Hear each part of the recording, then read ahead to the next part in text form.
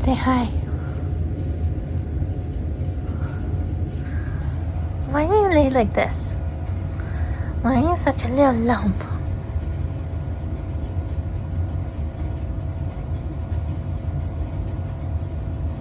What are you doing? What are you doing?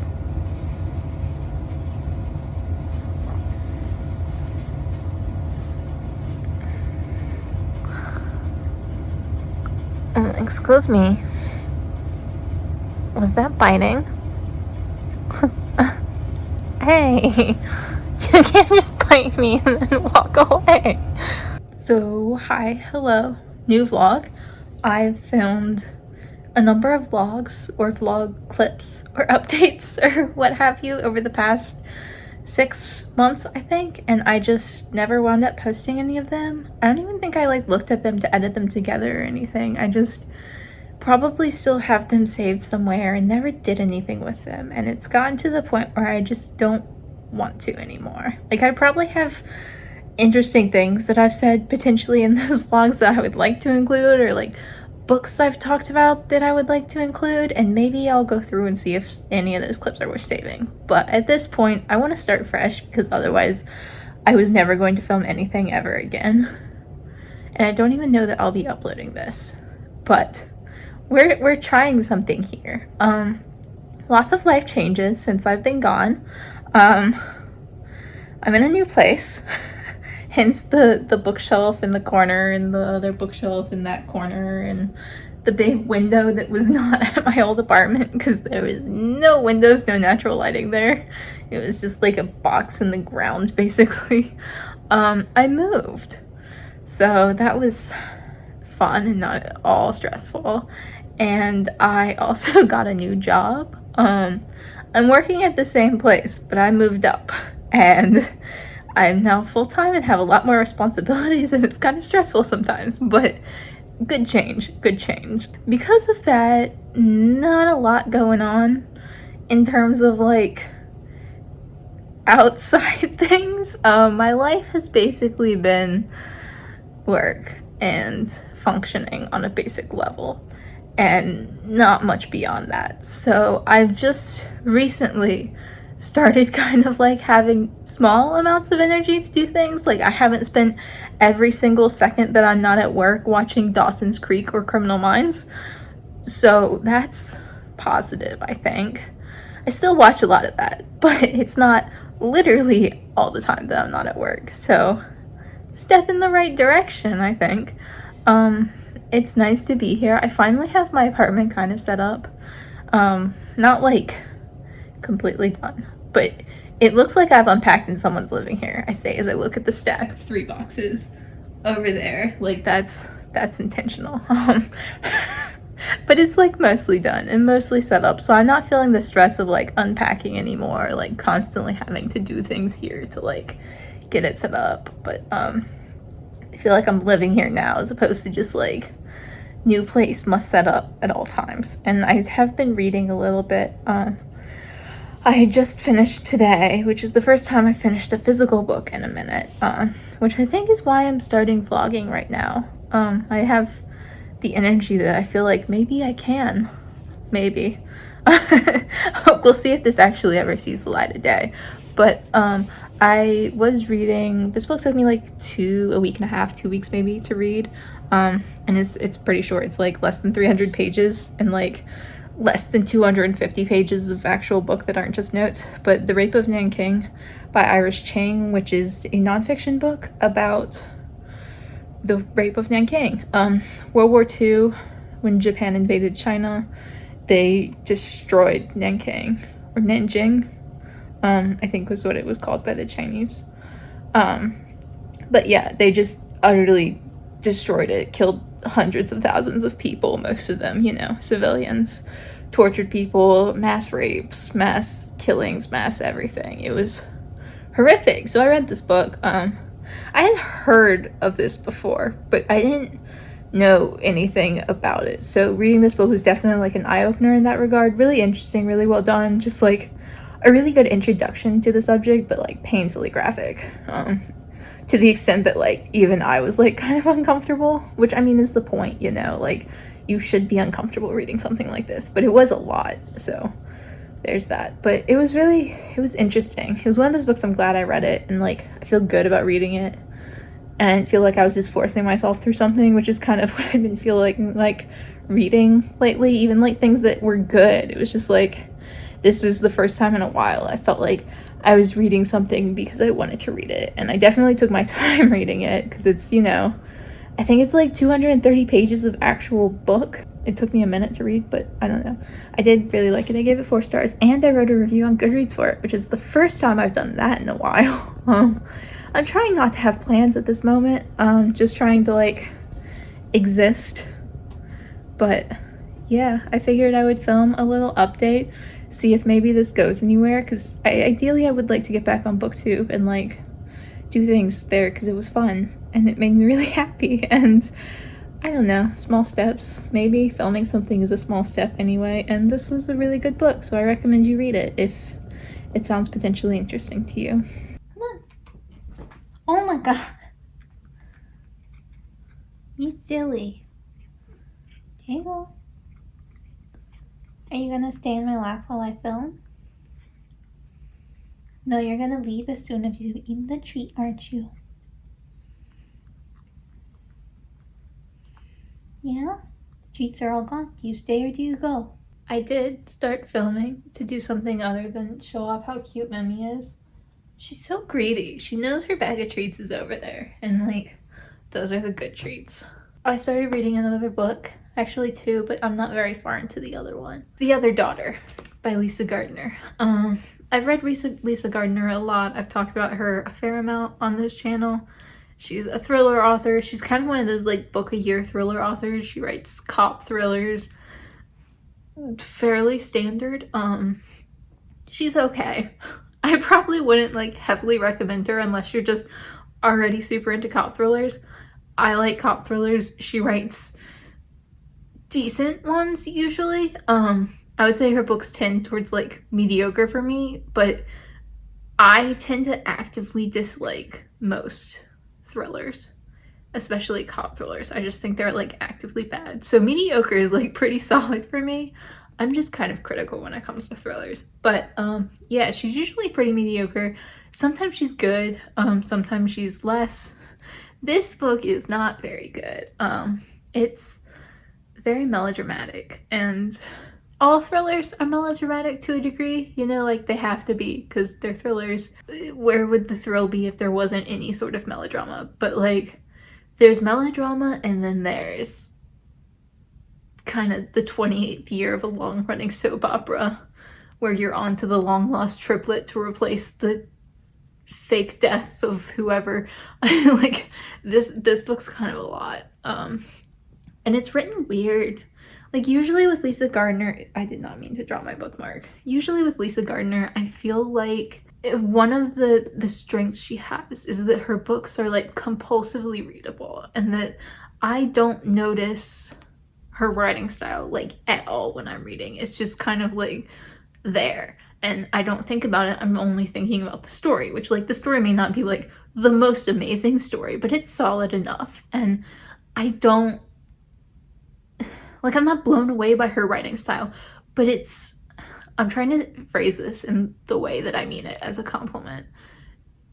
It's like nondescript, but in like a good way, you know? Like, you aren't thinking about the writing while you're reading it, you're just thinking about the story. You have to have a good writing style for it to not be noticed, I think is what I'm trying to say. Like, I mean this, I very much mean this as a compliment, because if I'm annoyed by a writing style, it distracts me from the story and I'm actively thinking about it while I'm reading. But I mean also, like, if a writing style is amazing, I'm also thinking about that while I'm reading. But this is kind of the middle ground of like, it's good. Like, she writes well, and she writes in a very readable way so that I'm just invested in the story itself. And yeah, this one's not great though.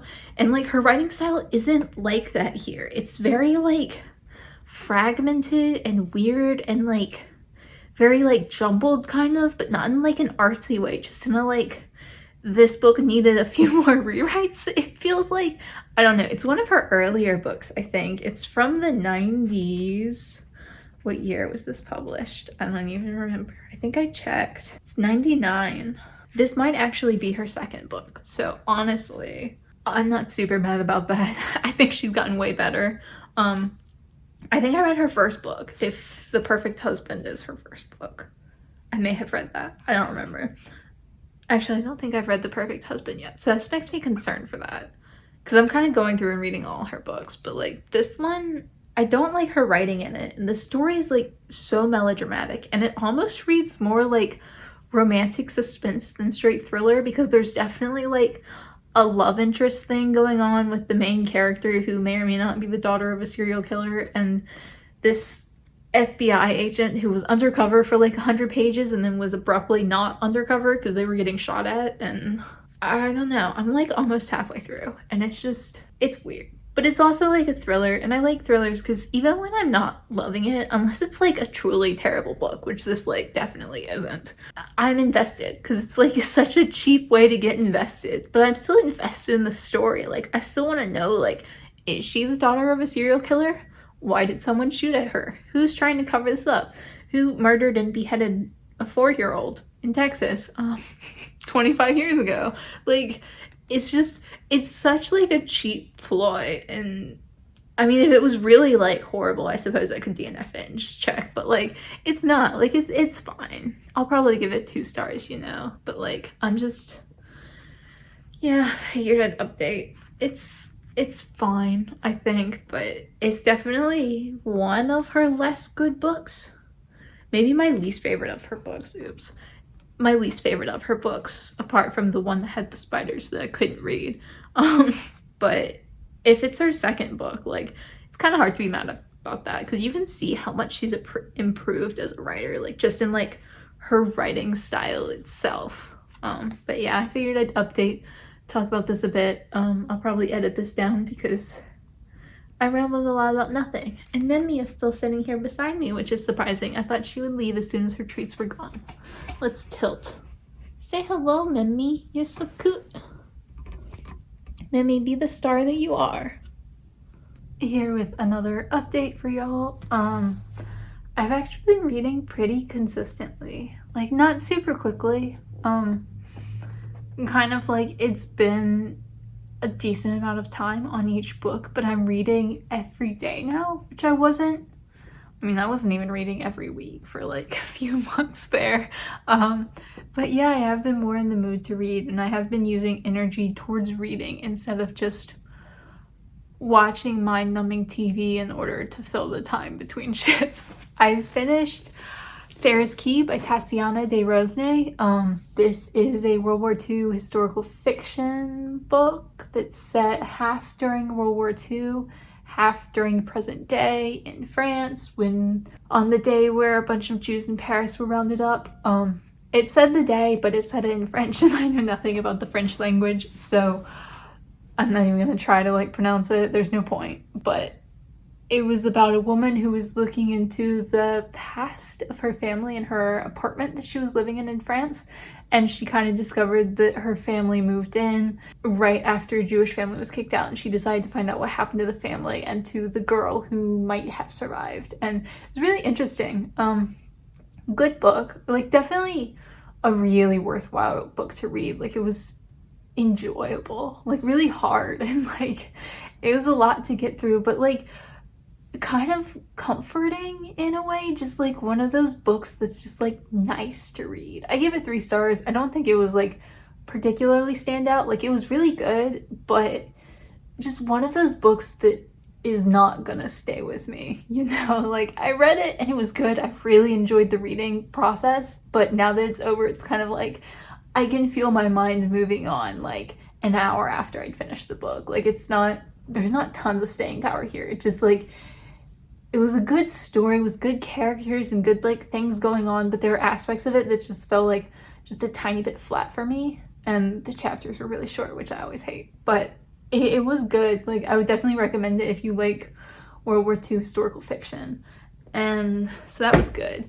And now I am reading American Wife by Curtis Sittenfeld. I'm decently into this book. Like, I only have like maybe a third left. This is, when was this published? I was wondering that earlier. 2008. That was earlier than I expected. Tangent.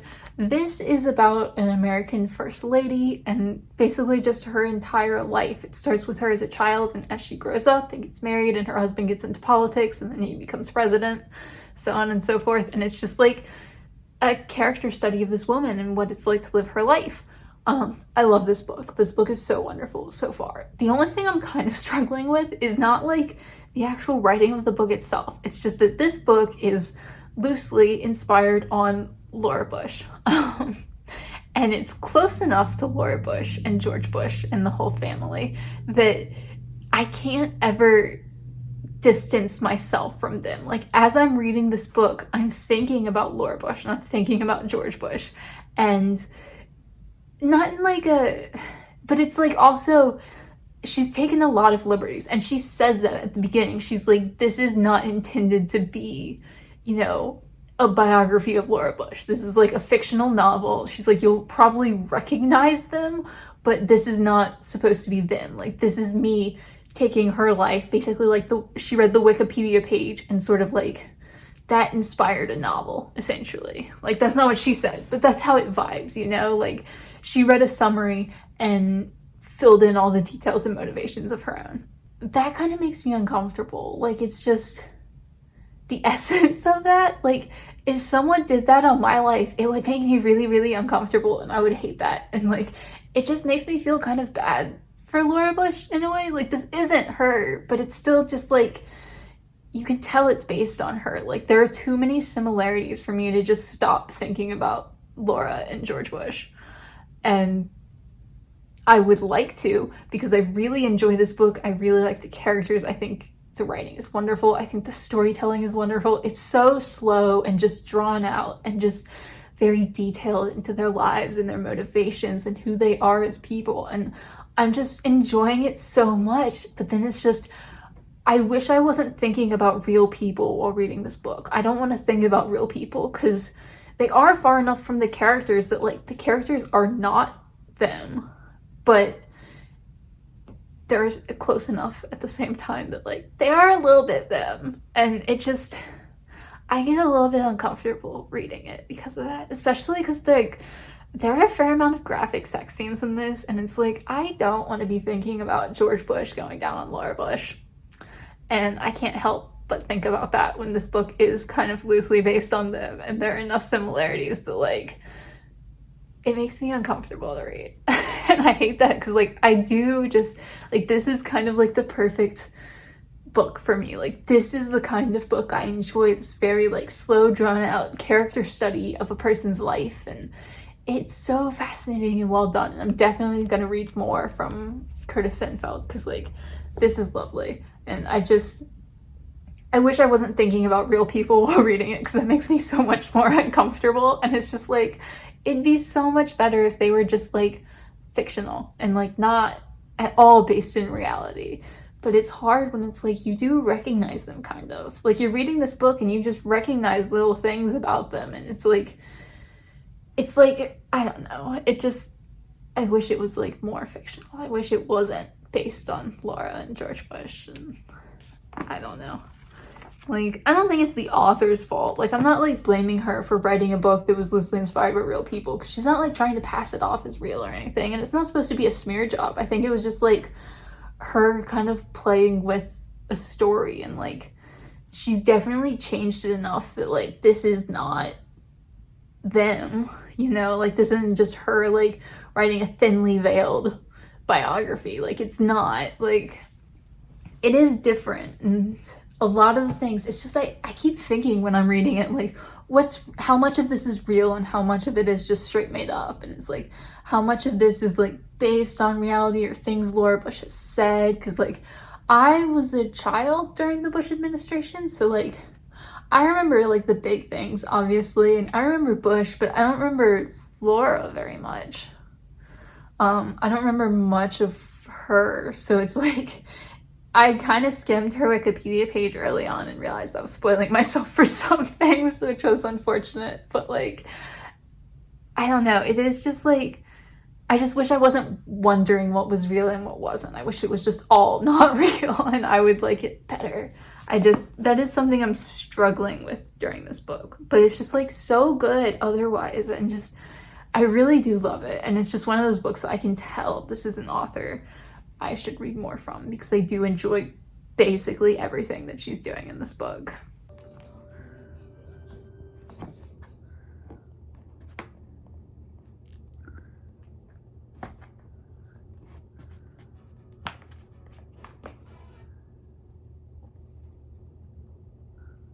I finished American Wife. 4 stars, good book. Definitely towards the end got even more uncomfortable with the real person comparison.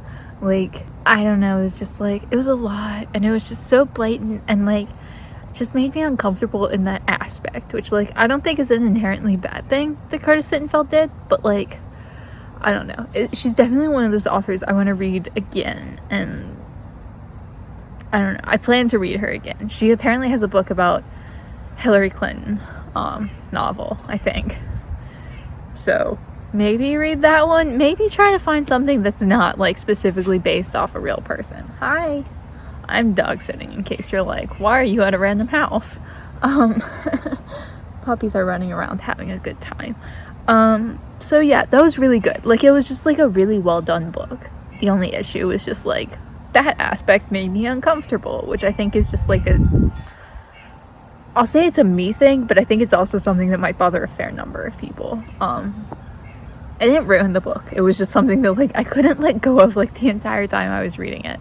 But it was just so well done and just so interesting and such a good story, and like, yeah, I'll definitely read more of her. Like, I've already like planned to look more into her, because I loved that book. It was 4 stars for me, but it was one of those 4 stars that was like, this might be a new favorite author. So yay for that.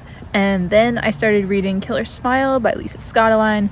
This I read her before. I was just like, American Wife was not a hard book, but it definitely was a book that like you thought about as you were reading it. It was slow, and it was like, I don't want to, like, it wasn't hard to read at all. It was just like, I don't know how to describe it.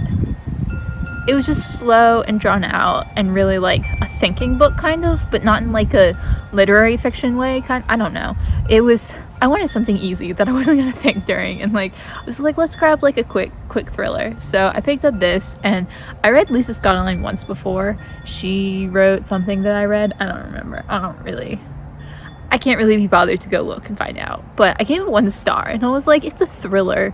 She's one of those authors who's written like a million of them, so I was like, maybe this is just a bad one, and I don't know. So after reading that book, I bought 2 more of her books, like at thrift stores. It wasn't intentional. It was just kind of like, hey, let's grab a thriller because it's like a buck, or like it's free with this box I'm buying, whatever. And I am 75 pages into this, and it's just as bad as the first one that I remember absolutely nothing about, but atrocious, horrible. I should DNF it. I'm not going to DNF it because I'm me, but I should. It's just, it's not that it's terrible in any particular way. It's just so lacking in anything good. There's literally nothing of value in this for me. I don't know. And it's real unfortunate that I have a 3rd one of her books on my shelf, so I'll get through it. We haven't really got to the mystery yet. There's a man who might be stalking the main character. Who knows why? She's investigating some case from the 1940s. And I'm like, seems like everyone involved in that is probably dead. So, who knows? Yeah, so reading this, maybe it'll get better. I don't have high hopes, but you know, perhaps. And I might wrap up the reading vlog after that, because I feel like this is gonna take me a minute, because yeah, it might, but gotta go. Puppies are chasing something. Gotta make sure they're not killing whatever they're chasing.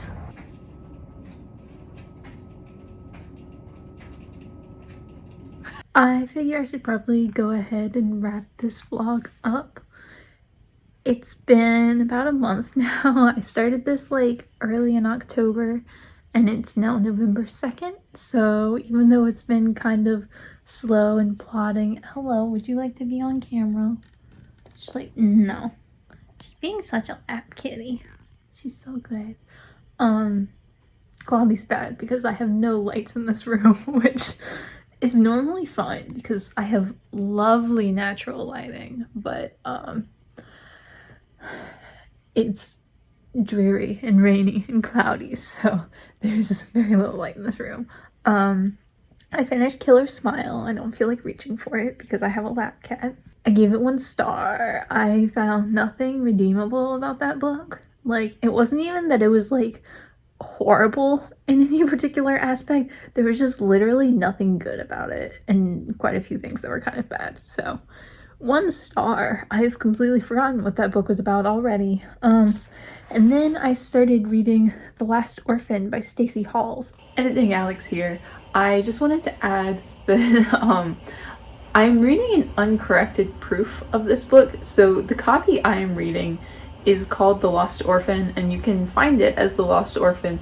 But when she published it, I believe Stacy Halls published it under the title The Foundling. So that might be something to know. I didn't realize that until I was actually writing my Goodreads review of the book.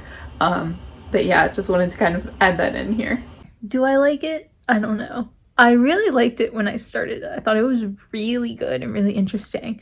And then it switched perspective, and we went to it's a historical fiction set in London in the 1750s, I think. Basically this girl gives her infant up for adoption. Not for adoption. She takes her infant to a foundling hospital, and then 6 years later comes back intending to like bring her home, and someone else has already adopted her. So, not adopted her. I keep saying that. Someone else has already claimed her child and said they were the mother. So it's kind of about that and that mystery and what she does. And I really liked the beginning where it was like, oh, she's finding out her daughter's missing. She's finding out, like, she's deciding what she's gonna do and the next step she's gonna take. And then you switch perspective to another person. And I didn't really like that character as much. Like, not that they were a bad character. I just didn't enjoy their story as much as I enjoyed Bess's story, like, at the beginning. So, and now we're switching. I just finished her, so we're switching back to Bess. But at this point, I don't really like the direction the story is going. Like, not that it's bad. It's just not what I thought it was going to be. And I'm not super just enjoying it on like a personal, like, this is not the story for me, perhaps. I don't know. I'm like, I was gonna say I'm halfway through. I am significantly more than halfway through. I'm like 2/3 through. So the fact it feels like I'm just beginning this book. But yeah, I was flying through it at the beginning, and then I hit the second point of view character, and it kind of took away everything I liked about the book. So now we're going back to the first character. So we'll see how I like it. I don't know. I don't have super high hopes. Like, it's not a bad book. It just feels like, I don't know. I'm not super loving it. But yeah, I figure I'll wrap up the blog. I might edit it. I might post it. I filmed it. So that's step 1. Just gotta get through like the rest of the steps, and then perhaps if I do that, I will continue filming a vlog for November and what I'm reading, and it will probably be equally slow and plodding and pointless. But yeah, small steps. Just gotta keep taking small steps. But yeah, this is what I'm reading. I'm kind of liking it. I mean, like, I read this after Killer Smile, so at least this feels like a book with like characters who might be like, they resemble actual human beings. So that immediately just made me fall in love with this instantly. So it kind of had that going for it at least. But yeah, I'm gonna get to finishing that one. You want the mice?